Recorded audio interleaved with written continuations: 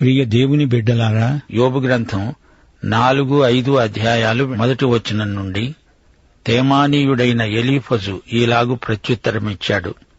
యోబు సాక్ష్యానికి ఎలీఫజు ఇస్తున్న ప్రత్యుత్తరమిది. 7 రోజులు యోబు స్నేహితులు 3 అతనికి ఎదురుగా అలాగే కూర్చుండిపోయారు. యోబును సునిశితంగా పరీక్షిస్తున్నారు, తలలూపుతున్నారు. యోబు శ్రమల కంటే తన స్నేహితుల వాడి చూపులు అతణ్ణి ఎంతో కలవరపెట్టాయి, బాధించాయి.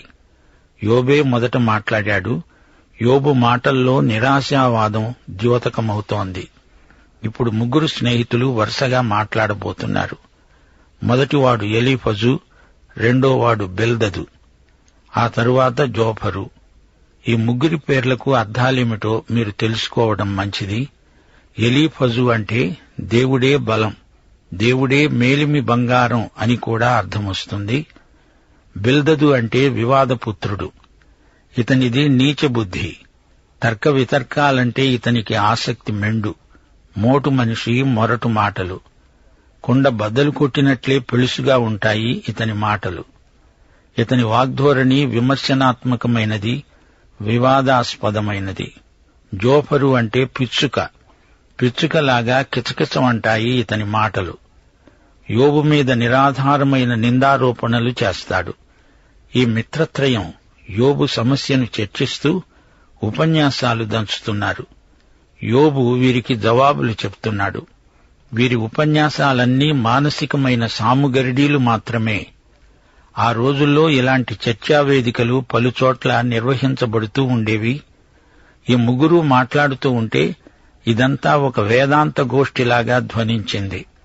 అనేక మంది ఈ వేదాంతోపన్యాసాలు వినడానికి వచ్చారు. ఆ రోజుల్లో ప్రజలకు అంత గొప్ప నాగరికత లేకపోవచ్చుగాని వారి మానసిక చింతనా ధోరణులు ఎంతో గంభీరమైనవి. నేటి ప్రజలకు అంత మానసిక శక్తులు లేకపోయినా భౌతిక నాగరికత అవధులు దాటిపోయింది. మానసిక మేధావులు కొద్దిమందే. యోబు ప్రథమ ప్రసంగంలో తన దయనీయ స్థితిని వలపోసుకున్నాడు. నిరాశావాదాన్ని వ్యక్తపరిచాడు. నాకున్నదంతా పోయింది, దేవుడు నాకు దూరమైపోయాడు అని వలవల ఏడ్చాడు యోబు. అతని గుండెల్లో నిస్పృహ నిండి ఉంది. ఇప్పుడు ఎలీఫజు మాట్లాడుతున్నాడు. ఎంతో అనుభవం గడించినవాడు. తన అనుభవాలను పూసగుచ్చినట్లు వివరంగా చెప్పుకుపోతున్నాడు. అనర్గళంగా మాట్లాడుతున్నాడు. 8వ వచనంలో ఇతని ప్రసంగానికి కీలకం ఉంది. నేను చూచినంత వరకు అంటాడు. అంటే ఇతడు చాలా చాలా సంగతులు తరచి చూచాడట. గొప్ప మేధావి, వక్త. ఎవరూ వినని కనని సంగతులు ఈ పండితునికి తెలుసు. యోబు, ఎవడైనా ఈ సంగతి ఎత్తి నీతో మాట్లాడితే నీకు వ్యసనం కలుగుతుందా? అయితే వాదించకుండా ఎవడు ఊరుకోగలడు? యోబు, నేను ఉపన్యసిస్తాను, నీకు అభ్యంతరమా? అభ్యంతరమైనా కాకపోయినా నేను మాట్లాడేదే. నేనిక ఊరిక కూర్చోలేను. ఎలీఫజు ధోరణి ఇలాగే ఉంటుంది. యోబు, నీవు అనేకులకు బుద్ధి నేర్పావు, బలహీనమైన చేతులను బలపరిచావు. నీ మాటలు తొట్టిల్లే వారిని ఆదుకొని ఉంటాయి. కుంగిపోయిన మోకాళ్లు గలవారిని నీవు బలపరిచావు. అయితే ఇప్పుడు శ్రమ నీకు తగలగా నీవు దుఃఖాక్రాంతుడివయ్యావు. ఇంతకు ముందు ఇతరులకు ఎంతో మేలు చేశావు, ఇప్పుడు కీడు నీ మీదికి వచ్చింది. ఇతరులకు ఎన్నెన్నో నీతులు చెప్పావే, అవన్నీ ఏమయ్యాయి? నీవు భక్తు వేషధారివి. ఒకరికి చెప్పింది నీవు చేయనక్కర్లేదా? ఇతరులకు చెప్పింది నీవు చేయలేకపోయావు, అందుకే ఈ విధంగా మాట్లాడుతున్నావు. కష్టాల్లో ఉన్న వారిని ఓదార్చేవాడివి. ఆ కష్టాలు నీమీదికే వచ్చినప్పుడు బెంబేలు పడిపోతున్నావా? నీ భక్తి నీకు ధైర్యం పుట్టించదా? నీ యథార్థ ప్రవర్తన నీ నిరీక్షణకు ఆధారము కాదా? బిల్దదు, జోఫరుల కంటే ఎలీఫజు నర్మగర్భంగా మెత్తగా మాట్లాడుతూ వాతలు పెడుతుంటాడు. యోబు, జ్ఞాపకం చేసుకో, నిరపరాధి అయిన ఒకడు ఎప్పుడైనా నశించాడా? యథార్థవర్తనులు ఎక్కడనైనా నిర్మూలమయ్యారా అంటున్నాడు. ఇది కేవలం నిరాధారమైన ఆక్షేపణ. యోబులో ఏ దోషమూ లేదు.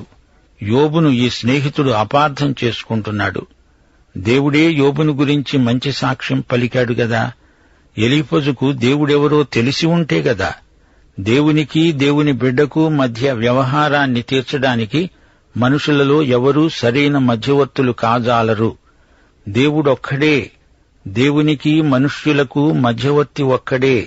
ఆయనే యేసుక్రీస్తు అనే నరుడు. అలాంటి మధ్యవర్తి తనకు దేవునికి మధ్య ఉంటే ఎంత బాగుండు అని యోబు ఎంతో వాపోయాడు.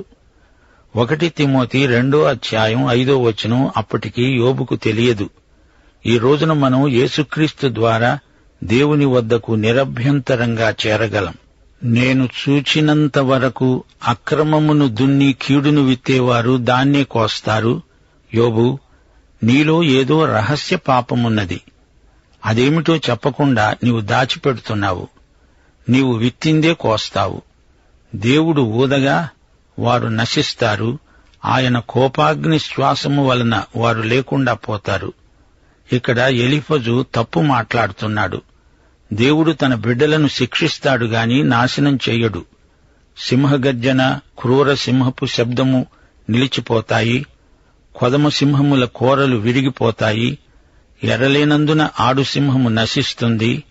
సింహపు పిల్లలు చెల్లాచెదరైపోతాయి. చేసుకున్న వారికి చేసుకున్నంత.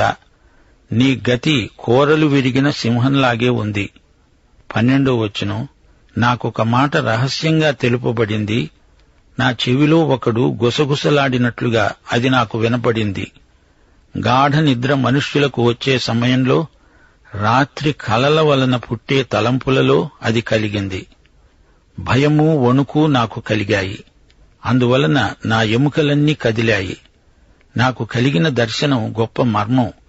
వినండహో వినండి. ఒకని శ్వాసము నా ముఖాన్ని కొట్టగా నా శరీర రోమములు పులకించాయంటే నమ్మండి. అది నిలువబడగా దాని రూపమును నేను గుర్తుపట్టలేకపోయాను. ఒక రూపము నా కన్నుల ఎదుట కనబడింది. మెల్లనైన ఒక కంఠస్వరమును నేను విన్నాను. ఏమనగా, విశ్వాసులారా వింటున్నారా? ఎలీఫజు గొప్ప వక్త, సందేహం లేదు. వినేవారికి భయం గొలిపే విధంగా వర్ణిస్తున్నాడు. అంతకు ముందెవరూ ఈ విచిత్రాన్ని కనివిని ఉండరు. ఇదంతా ఎలీఫజు దర్శన వృత్తాంతం. అంతా కటిక చీకటి. ఏదో ఆత్మ అతనికి కనపడిందిట. ఇంతకు ఈ వేదాంతి విన్నదేమిటి? దేవుని సన్నిధిలో మనుష్యులు నీతిమంతులవుతారా? తమను సృజించిన వాని సన్నిధిలో నరులు పవిత్రులవుతారా? ప్రియ సోదరుడా, సోదరి, ఎలీఫజు ఏదో కొత్త సంగతిని కనుగొన్నాడనుకున్నాము. కొండను తవ్వి ఎలుకను పట్టినట్లు ఎలీఫజు తెలుసుకున్న మర్మం ఇదా? మనిషి దేవుని కంటే గొప్పవాడవుతాడా? కాడు. ఈ సంగతి అందరికీ తెలుసు. ఏమి చెబుతున్నాడు? చెప్పిన ఈ సాధారణ విషయానికి ఎంతో ఆర్భాటం చేశాడు ఎలీఫజు. తనకేదో గొప్ప అనుభవం ఉందంటాడు. అందరూ విని తీరాలి అంటాడు. అయినా ఇలాంటి వేదాంతం యోబుకు ఏ విధంగా సాయపడుతుంది? ఇదంతా పుండు మీద కారం చల్లిన తంతుగా ఉంది. ఇంకా ఎలీఫజు మాట్లాడుతున్నాడు. ఆయన తన సేవకులను నమ్మటం లేదు. తన దూతల యందు లోపాలు కనుగొంటున్నాడు. జిగటమంటి ఇండ్లలో నివసించే వారి యందు, మంటిలో పుట్టిన వారి యందు, చిమ్మెట చితికిపోయినట్లు చితికిపోయే వారి యందు మరి ఎన్ని కనుగొంటాడో. దేవదూతలే ఎన్నో తప్పులు చేస్తారే, అలాంటప్పుడు మనుషుల మాటేమిటి? ఇవి మట్టి కొంపలు గదా. 2 కొరింథీ 5 పౌలు ఇదే మాట అంటున్నాడు. మంటి ఘటాలు, మట్టి కుండలు మానవ శరీరాలు. కొన్నాళ్లకు ఈ మట్టి కొంప కూలిపోతుంది. ఉదయము మొదలుకొని సాయంత్రము వరకు ఉండి వారు బద్దలైపోతారు. ఎన్నికలేని వారై సదాకాలము నాశనమై ఉంటారు. వారి డేరా తాడు తెగవేయబడుతుంది. వారికి బుద్ధి కలగకుండానే మృతి నొందుతారు. అలాగే జరుగుతున్నది గదా. తన వేదాంత పరిజ్ఞానమంతా తన ఉపన్యాసంలో ఎలీఫజు వ్యక్తం చేస్తున్నాడు. అయితే ఈ మాటల వల్ల యోబుకు ఎట్టి ప్రయోజనమూ చేకూరలేదు. అతనికి ఎట్టి ఉపశమనమూ కలగలేదు. యోబు స్నేహితులందరూ తమ జ్ఞాన ప్రకర్షను వెల్లడించారు గాని అవతల యోబు అల్లాడిపోతున్నాడు. చదవటానికి, వినటానికి, కాలక్షేపానికి ఈ ఉపన్యాసాలు బాగానే ఉంటాయి గాని ఆధ్యాత్మికంగా వీటి వల్ల ఎవరికీ ఎట్టి ప్రయోజనమూ ఉండదు. ఇప్పుడు 5వ అధ్యాయానికి రండి. ఎలీఫజు ప్రసంగం కొనసాగుతూ ఉంది. యోబు, నీవు మొరలిడిన ఎడల నీకు ఉత్తరమివ్వగలవాడు ఎవడైనా ఉంటాడా? పరిశుద్ధ దూతలలో ఎవరి తట్టు తిరుగుతావు? యోబు, నీకెవరు సాయం చేయగలరు? అబ్రహామా, ఇస్సాకా, యాకోబా, మిఖాయేలా, గబ్రియేలా? దౌర్భాగ్యాన్ని గూర్చి ఏడవడం వలన మూఢులు నశిస్తారు. బుద్ధిలేని వారు అసూయ వలన చస్తారు. మూఢుడు వేరుతన్ని ఉండడం నేను చూచాను. అయినా తోడనే అతని నివాస స్థలము శాపగ్రస్తమని కనుగొన్నాను. దావీదు మహారాజు కూడా కీర్తనలు 37, 35, 36 వచనాలలో ఇదే అభిప్రాయం వెలిబుచ్చాడు. భక్తిహీనుడు ఎంతో ప్రబలి ఉండడం నేను చూచాను. అది మొలచిన చోటనే విస్తరించిన చెట్టువలే వాడు వర్ధిల్లి ఉన్నాడు. అయినా ఒకడు ఆ దారిని పోయి చూడగా వాడు లేడు. నేను వెతికాను గాని వాడు కనపడలేదు. ఎందుకు భక్తిహీనుడు వర్ధిల్లుతున్నాడో దావీదుకు అంతుపట్టలేదు. అయినా వారి అంతిమ స్థితి నాశనమే. అయితే దేవుని తిరగలి నెమ్మదిగా విసురుతుంది. ఎలీఫజు అభియోగమేమిటంటే, యోబు బుద్ధిహీనుడు. 4 నుండి 7వ వచనం వరకు, నిప్పురవ్వలు పైకి ఎగిరినట్లు మనుష్యులు శ్రమానుభవానికే పుట్టుతున్నారు. పిల్లలు దిక్కులేని అనాథలైపోతారు. వారి ఆస్తిని ఇతరులు తినేస్తారు. ఎలీఫజు మహాశయ, నిజమే, మనుషులందరికీ శ్రమలు తప్పవు. కన్నీళ్లు, కడగండ్లు, రుణాలు, పూచీలు, పేచీలు ప్రతి మనిషికి ప్రాప్తిస్తాయి. మనిషి అనే మాట హీబ్రూ భాషలో ఎనాష్ అంటే శ్రమ. పైకి ఎగిరే నిప్పురవ్వలే మనిషి బతుకు సారాంశం. మానవుడు పాపి, దేవునికి అవిధేయుడు. యెషయా 48వ అధ్యాయం 22వ వచనం ప్రకారం దుష్టులకు నెమ్మది ఉండదని యెహోవా వాక్కు. అయితే యేసే సమాధానకర్త అయిన అధిపతి. ఆయన లేకుండా మానవతకు శాంతి సమాధానాలు ఉండవంటే ఉండవు. చాలాసార్లు మనిషి కష్టాలకు కారణం స్వయం కృతాపరాధమే. తండ్రి తన కుమారులను కుమార్తెలను శిక్షించడం కూడా జరుగుతుంది. 1 కొరింథీ 11వ అధ్యాయం 31వ వచనంలో భక్త పౌలు హెచ్చరిక, మనలను మనమే విమర్శించుకుంటే తీర్పు పొందము. తండ్రి పెట్టే క్రమశిక్షణను పిల్లలు సహించాలి. హెబ్రీ పత్రిక 12వ అధ్యాయం 6వ వచనం, ప్రభువు తాను ప్రేమించే వారిని శిక్షించి తాను స్వీకరించే ప్రతి కుమారుణ్ణి దండిస్తాడు. హెబ్రీ పత్రిక 11వ అధ్యాయం 25వ వచనంలో చెప్పినట్లు, మోషే విశ్వాసమును బట్టి ఈజిప్టు ధనము కంటే క్రీస్తు విషయికమైన నింద గొప్ప భాగ్యమని ఎంచుకున్నాడు. మోషే మిద్యాను అరణ్యంలో 40 సంవత్సరాలు ఎంతో కష్టపడ్డాడు. క్రమశిక్షితుడైనాడు. అందుకే అంత గొప్ప నాయకుడు కాగలిగాడు. అపొస్తలుల కార్యములు 9వ అధ్యాయం 16వ వచనం, యేసు అన్నాడు, ఇతడు నా నామము కోసమై ఎన్ని శ్రమలనుభవించాలో నేనితనికి చూపుతాను. మనకు అనేకసార్లు కలిగే శ్రమల వల్ల ఓర్పు అలవడుతుంది. యాకోబు పత్రిక 1వ అధ్యాయం 3వ వచనం, విశ్వాసానికి కలిగే పరీక్ష ఓర్పు పుట్టిస్తుందని ఎరిగి మీరు నానావిధ శోధనలలో పడినప్పుడు అది మహానందమని ఎంచుకోండి. యోబుకు అర్థం కావటం లేదు.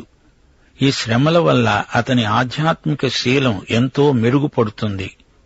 యోబు 23వ అధ్యాయం 10వ వచనం, యోబు తానే అన్నాడు, ఆయన నన్ను శోధించిన తరువాత నేను సువర్ణములాగా కనిపిస్తాను.